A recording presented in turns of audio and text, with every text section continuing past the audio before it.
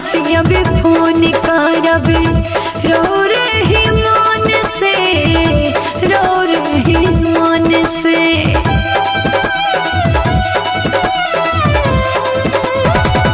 लागता कि सुतल बानी बहुत पसंद से, खूबे पसंद से।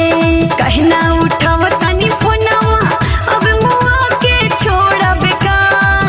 गुड मॉर्निंग नाही बोलनी, अभी सुतल बानी का। ए जी गुड मॉर्निंग नाही बोलनी, अभी सुतल बानी का। अरे बता दी ना।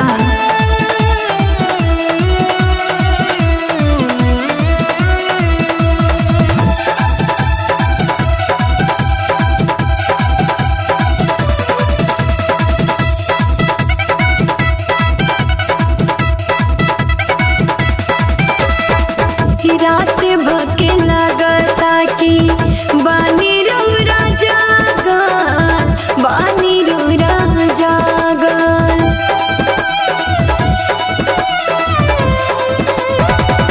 बात करे खातिर प्रीति होई जाले पागल, होई जाले पागल।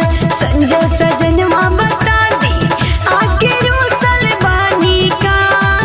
गुड मॉर्निंग नाही बोलनी, अब ही सुतल बानी का। ए